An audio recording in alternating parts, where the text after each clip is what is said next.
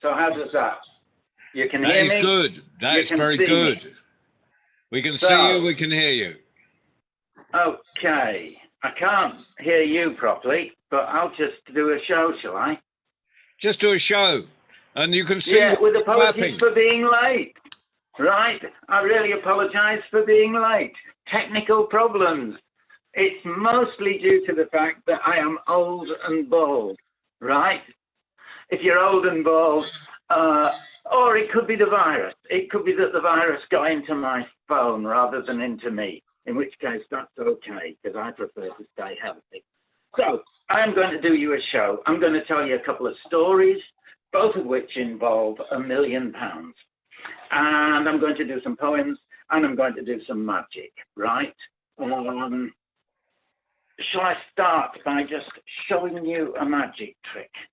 And if all goes well with this, I'll show you how to do the trick at the very end, which is how I keep you as my audience. So what we've got here is a small coin. It's actually an English 5p. And this is a completely empty hand. Now watch very carefully. I reach for the 5p and I take out of my hand a large coin. And how about another large coin? And how about a third large coin? Would you like to be able to do that trick? If so, you have to stay for 3/4 of an hour. All right. So, here we go. If I still have 3/4 of an hour, nod to me, one of you. If I still have 3/4 of an hour, a nod. Okay. So, the first story. This concerns a dragon, right? A terrifying dragon. It's attacking a village. Not only is it attacking that village, it's attacking the nearby village as well. Indeed, it's attacking numerous villages right across the entire kingdom in which the dragon lives. The people get fed up with this dragon and they go to see the king. They're let in to the king's castle by the guards. They all crowd in to the room where the king is sitting on his throne. And they tell him that they're sick of the dragon and he has to do something about it. He has to deal with the dragon. The king, because he's a king, doesn't know much. Because he's royalty. Doesn't know about money, doesn't know about anything really. He waits till all the people have gone and he thinks about having to deal with the dragon himself. And he panics. He's sitting there going, "I want my mum," when his mate happens to walk into the room.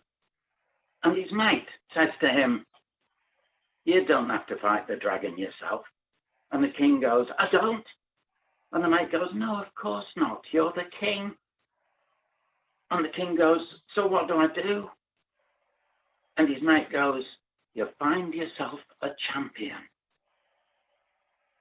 And the king thinks for a minute and then says, "I've had a brilliant idea. I'm going to find myself a champion." And his mate goes, "Amazing. How did you think of that?" And the king went, "I just did." And then the king goes, "But where do I get a champion from?" And his mate goes, "You advertise." And the king goes, "I've had a brilliant idea. I'll advertise for a champion." Next day, there's an ad appears in all the papers throughout the kingdom. It says, "Reward for anyone who will deal with the dragon. I, the king, will pay them a penny." No one comes forward. The king paces up and down, going, "Where's my champion? Where's my champion?" And his mate says, "I think you have to offer more than a penny." Next day, Another ad appears in the paper. 2 pence as a reward. Still, no one comes forward. Gradually, over the days, the reward builds up.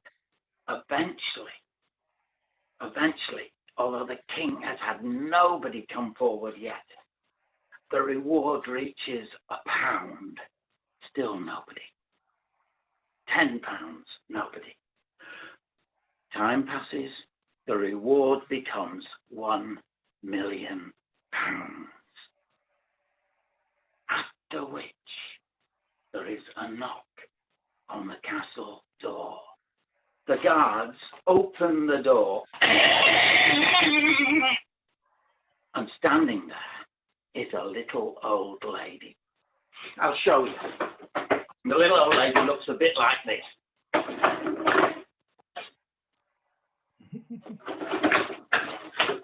Except smaller, because she's a little old lady. The guards go, yeah, what do you want? The little old lady goes, I've come to see the king. What for? I kill dragons. Well, the guards don't believe her, but the king has said to them, if anybody comes, let them in. Bring them in to see me. The little old lady goes in to see the king and says, I kill dragons. And the king says, if you do, I will give you £1 million. Well, the little old lady heads off across the countryside, up the mountainside to where the dragon is asleep in his cave. She stands outside the cave and she shouts, "Oi!" Way inside the cave, the dragon wakes, climbs up his heap of treasure, walks to the door of the cave. Caves don't have doors, but this one did. He opens that door. Outside is the little old lady. The dragon stands over her and looks down at her. She's only got big underneath him. He goes, "What?" And the little old lady says,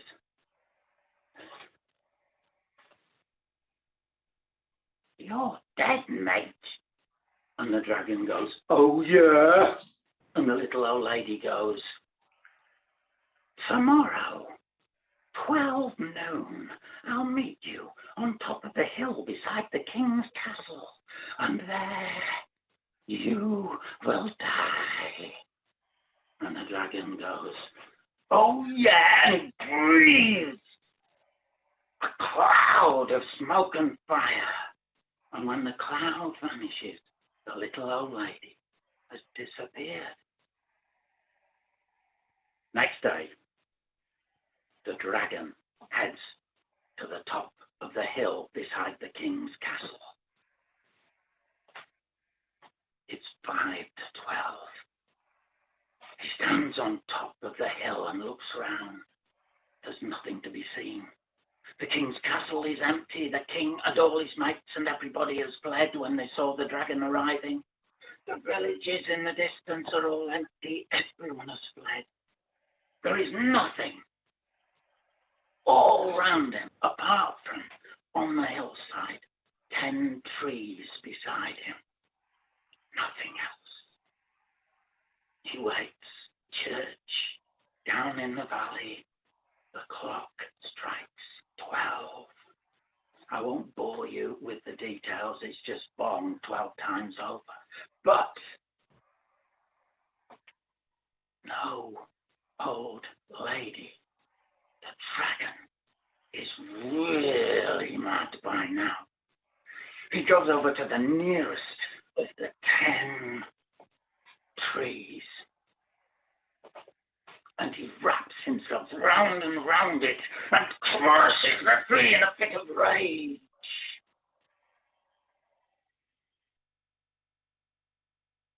At that moment, the entire hillside bursts open like an explosion. Inside the hillside is the little old lady, except now she is enormous. She's hidden herself inside the hillside. All that was exposed of her were her 10 fingers and thumbs sticking out the top of the hillside, disguised as trees, and wrapped round her little finger is a dragon, except now it has changed into a silver ring. The little old lady shrinks herself and the silver ring down to size, and she walks down the hillside into the deserted castle, up to the king's throne, sits down on the throne, and waits for the king to return with her £1,000,000. And that's my first story. Okay, so I'll now do you some poems. And after the poems, a magic trick. Okay? Good. It had better be okay, because I'm going to do it anyway. Here's a kid's poem called Not Fair. These are on pieces of paper because they're not in a book yet. I've done loads of books, but these aren't in a book yet. Not fair. I've chewing gum stuck in my hair, and somebody just took my chair. I'm swept away by deep despair. Watch my lips when I declare it's not fair. I've also lost my teddy bear and cannot find it anywhere. How come nobody seems to care? Watch my lips while I declare it's not fair. Observe my oh so sulky stare, and note the frown, the pout, the glare, as both my nostrils start to flare. Watch my lips while I declare it's not fair. Now happiness, I swear, is rare, so life's become one long nightmare, but there are changes in the air. Watch my lips while I declare it's not fair. Beware, prepare, and say a prayer. I'm warning people everywhere, 'cause I'm at war with you out there. Watch my lips while I declare it's not fair. Poem. All right, look, I'll do you a magic trick. How about one with some rope, right? If I step back, you'll be able to see the rope. It's tied, right? There's a yellow rope, a green rope, and an orange rope, right? Tied up. In fact, I'll tell you what, to make it this bright, I've got another light. I'll switch another light on. Hang on. You should now be able to see the colours a bit better, right? So, what I'm going to do is untie the knot. I mean, the knot is basically there just to hold the whole lot together. But if I untie the knot, what we've got is 3 pieces of rope. If I take the orange rope and I tie it into a loop, right? This is what we, in the magic trade, refer to as an orange loop, because that's what it is.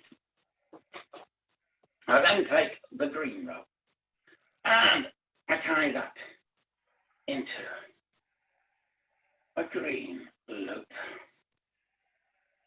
Right, we've got an orange loop and a green loop. This leaves the yellow rope. I take the yellow rope and I tie that into a loop. This is neither a green loop nor an orange loop. This is what we in magic call a yellow loop, right? What's amazing is I've got the 3 loops But if I go like that, they're all one loop. And you just saw me make 3 different loops. So work that one out. Ha! Magic trick. Okay. I said that I got books out. How about a dragon book? Right? Do you like the dragon t-shirt, by the way? Cool t-shirt, huh? Right.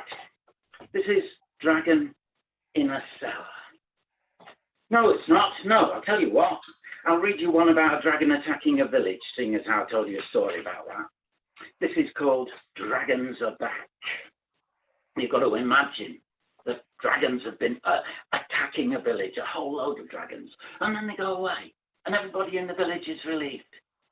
But then they return. Here we are. Dragons are back. Alas, alack, the dragons are back, and any time now they're bound to attack. The sky will turn from blue to black with lightning flash and thunder crack. The dragons are back, the dragons are back, the dragons are back. They snap their jaws, snickety-snap, flash their claws, flickety-flack, twitch their tails, twickety-twack, clank their scales, clickety-clack. The dragons are back, the dragons are back, the dragons are back. The mill goes still, the wind is slack, the cows won't milk, the ducks don't quack. We try to talk but just lose track, go mumble jumble, yakety yak. The dragons are back, the dragons are back, the dragons are back. We dare not stay, we quickly pack, but every road's a cul-de-sac. The priest has had a heart attack, the king's become a maniac. The dragons are back, the dragons are back, the dragons are back. So, how about a magic trick with 3 pieces of rope, but they're tied together at both ends, right? There's a blue rope, which might look black, but it's actually blue, a white rope, and a red rope, right? If I loosen the knot here, I should be able to pull that one free, right? Tighten the knot again. If I loosen the knot at this end, I should be able to pull that one free, right? Now we've got all 3 ropes tied together, right? The blue that looks black, the white that looks white, the red that looks kind of pinky red because it's been washed often, right? If we take those, what I'll do is wrap the 3 ropes round my hand. Luckily, I have in my pocket here some invisible magic powder. There. Can you see it? No, you can't. Yeah, we can't. And now we have one solid piece of rope. No way. All one piece. Okay. Cool trick. I can Yeah, hear very applause. good one. Just faintly. I can't hear much of you, but I can hear applause. That's good. So, I have another story for you. But before I do that, I'll read you another poem. This is another one that's not been published yet. So, This will be in your next book. I found a little bit growing. A branch begins as a twig. A piglet becomes a pig. When I'm older, I'll be big, biggity, biggity, big. An elephant starts off small, and little bricks build a wall. When I'm older, I'll be tall, tiggity, tiggity, tall. At first, a baby just cries, then learns with its ears and eyes. When I'm older, I'll be wise, wiggity, wiggity, wise. Our legs and arms get long, grow muscles where they belong. When I'm older, I'll be strong, striggity, striggity, strong. And anyone can be cruel, a bully, a beast, a fool. When I'm older, I'll be cool, kickety, kickety, cool. Unfortunately, that wasn't written when Donald Trump was growing up. So, I said I'd tell you another story, didn't I? This Yes. story uses a pen. But before I do that, how about a very quick magic trick with a pencil, right? You take a pencil. Can you see? It's a pencil. And you balance the pencil on your finger like that. How is that done? It's balancing. Let me show you how it's done. This is how you fool people. The pencil simply has a hook on the end. And the hook goes round my finger. Like that. There you are. Yeah, this is a good one. Cool trick, huh? Yeah, it is. So, I said I'd tell you a story. This story uses a couple of things.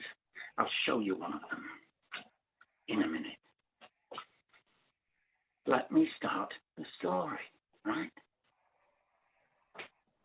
I was sitting home one day, watching TV, when there was a knock on the door. Like that, right? A knock on the door. I got up and opened the door. My standard noise for opening doors. Looked around. Nobody there. Absolutely nobody. Looked down between my... No, nobody. I went, who's knocking? And a voice right in front of me went, I am. I went, who said that? And the voice went, I did. I'm invisible. I went, invisible? And the voice went, yes, that's what I just said. I went, well, what do you want? And the voice went, I'm selling things. I'm a door-to-door salesman. And I went, what, an invisible door-to-door salesman? And the voice went, yes, that's exactly what I just said. And I went, all right, what are you selling? And the voice went, I've got an invisible pen. I went, an invisible pen? And the voice went, yes, that's what I just said. I went, all right, calm down. An invisible pen. And the voice went, yeah, and I heard. I couldn't see because he was invisible, but I heard an invisible hand reaching invisibly into an invisible coat pocket. And he pulled out a pen, and I could see it. I couldn't see his hand, just a pen floating there in front of me. And I went, it's not invisible. And he went, aha, aha, ha, ha, ha, like that. And I heard his other invisible hand reaching invisibly into his other invisible coat pocket. And he pulled out this. And I went, what's that? And he went, it says it on the front. It's the invisible zone. Again, I couldn't see his hand, just the thing floating in front of me. I went, well, what's that for? And he went, because he had a cough. He went, when I put the pen, and there you are, an ordinary pen. He says, when I put the pen into the invisible zone, right, it goes invisible. When I take it out again, you can see it. I went, no. He went, yeah. I went, no. He went, yeah. I went, no, no, no, no, no. He went, yeah, yeah, yeah, yeah, yeah. And I'm pausing just to do this.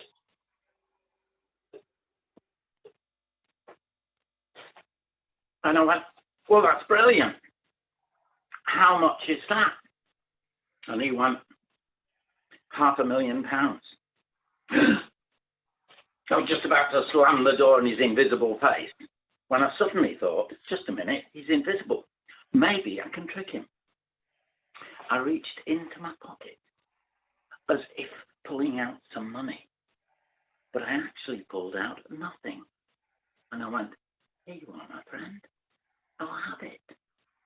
And sure enough, I felt an invisible hand brush across the top of my hand. And the voice went, thanks, mate. And he handed me these two. So I was standing there with a £500,000 trick in my hand. And I could hear his footsteps heading off down the path. Suddenly, I thought, just a minute. I fooled him once, I can fool him again. I went, oi, you! And I heard him stop. And I heard him turn around. And I heard his footsteps coming all the way back again. Until I could feel his breath on my face. And I went, what about the change? And he went, what change? And I went, you said £500,000. And he went, yeah. And I went, well, that was £1 million note that I just gave you. You owe me £500,000. And he went, oh, sorry, mate. And I heard him reach invisibly with his invisible hand into his invisible coat pocket. And he pulled out a whole wad of real money. And he counted out £500,000 into this hand. So I'm standing there with a £500,000 trick in one hand and a £500,000 in the other hand. And he's heading off down the path again. And I shout after him, see you, my friend. And he went, no, you won't. I'm invisible. And I've never seen him since. I spent the £500,000 easily. All I've got left is the trick. I assume you would like to see the trick. So I shall show you it. Watch carefully. The pen goes into the invisible zone. There's a hole there. The pen goes into the invisible zone. As I slide the pen in, you'll notice that you can no longer see the end of the pen because it's gone invisible behind there. If I slide it further in, almost all the pen is now invisible. If I slide it even further, you will begin to see the pen emerging at the other side. Right? There we are. But the middle is invisible. Isn't that amazing? And if you doubt me, let me show you that the middle is truly invisible. And I can even pull the pen all the way out again. And that is an invisible pen. Woo! So, time for a couple more poems, I guess. And then I'm going to end this thing, but I'll read you a couple more poems and I'll have to show you how to do that trick, won't I? That I promised I'd show you at the end of the show. So I've got one more trick as well, and then I'll show you how to do that trick. So how about a poem, a trick, a poem, how to do the trick, and finish. All right? That's what you're going to get. This is a poem about a dinosaur from another book of mine, right? Here's Dinah and the Dinosaur. When Dinah saw a dinosaur, she told her mum, who paused before she firmly locked the patio door and hid the china in a drawer, 'cause strangers make her insecure. When Dinah saw a dinosaur, she told her dad, who scratched his jaw and asked what kind of clothes it wore, then glancing down the corridor said, that's enough, I'll say no more. When Dinah saw a dinosaur, she told her grandpapa, who swore and slapped his thigh and roared hee-haw and danced around the kitchen floor till grandma called him immature. When Dinah saw a dinosaur, she told her great-aunt Eleanor, who telephoned her son-in-law, who said they're French, so try bonjour. He'd lived in France before the war. Now, Dinah wasn't actually sure exactly what it was she saw, and anyhow, you can't set store by what she sees. Her eyesight's poor. She's been wrong several times before. And the dinosaur, which might have been a herbivore, a passing bus, a Labrador, or something else we could ignore, crushed a building with its claw. So, I said I'd do another trick, which I'll get from over here. Right. Should have it here. Yeah, there we are. So, what I've got here is a magic wand and a pencil. See? Hold them close. Magic wand and pencil. Right? What's special about the magic wand is not only that it's magic, but the top comes off. I'll put the top down over there for a moment. It's hollow inside. Can you see? It's hollow. And as it happens, because this is a magic trick, the pencil fits just inside the magic wand. I'll then put the top on the magic wand. Wave the wand. Abracadabra. Lift the top off. Place it back down there. And tip it up. And out comes a little crayon. There is no pencil. It's gone. A magic trick. So, one last poem. I have another poem here.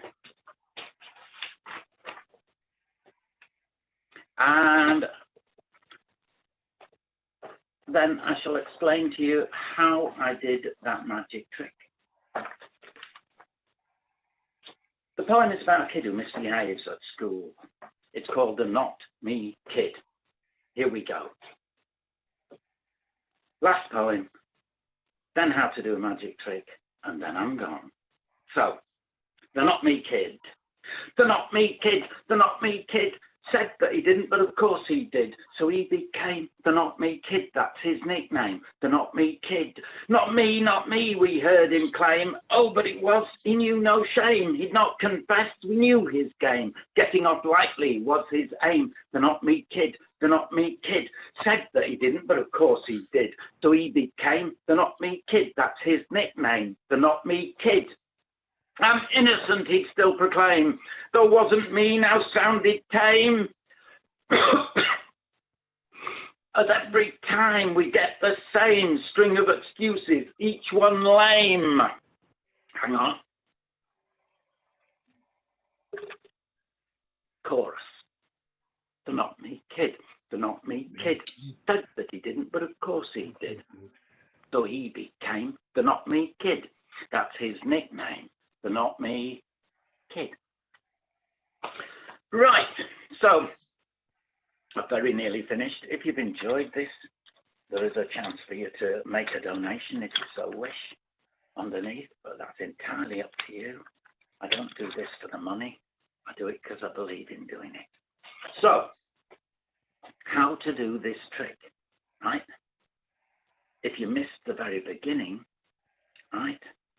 The trick was this one, where I took a coin.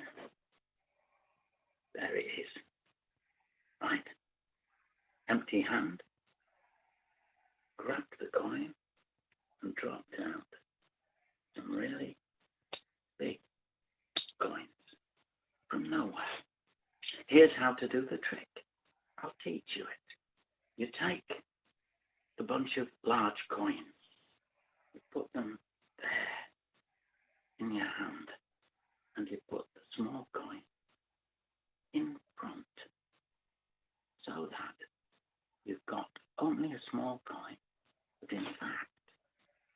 The large coins are behind. Easy. Totally simple. If you're a kid and you want to do this, try starting with just, say, a 2p and a 5p. Put the 2p there, the 5p in front. There you are. Nobody can see the 2p. You show them it. Keep your fingers open. Show them your empty hand. Don't move that or they'll spot the coin behind. Go like that and you can drop into their hand 2 coins. And they won't know where the large coin came from, where the 2p came from. Easy trick. I've done it loads. It's cool. And I'll show you how good it is before I finish. Just watch this. How big is that coin compared to that? Right? Tiny coin, huge coin. Watch. Huge coin. There. Tiny coin. There. Turn your hand around. And all you've got is the tiny coin. With a huge coin hidden there. Ace trick. So now you can become a magician like me. All you got to do is learn another 5,000 tricks, because that's approximately how many tricks I do. Right. Thank you very much. If you were waiting at the beginning, we had technical problems for which I apologize. Right? And not my fault. Just I'm an idiot. You're So not. at least I'll confess it. Thanks very much for watching. See you all. I can hear tiny applause. Yeah, you I held a hear? conversation with you, but I can't hear you. There's very, very quiet sound in the distance. That's part of the bit of a mix-up how to use this stuff. But if you have been watching, thank you so much. Cheers, everybody. Bye, bye, bye. Hi, Nick. Hi, Nick. Bye, Nick. So you Thank you, cannot hear. Nick. Thank you, Bye, Nick. Nick. People saying goodbye. Thank That's you. very good. Thank you. So Good you hear us. Thank you. Just friendly. Thank you. Thank you. Unmute me. Thank you, Nick. Thank you. Bye. Bye. Bye. Bye. Bye. Great show. Thank Thank you for the I heard tweet. that. Thanks, Nick.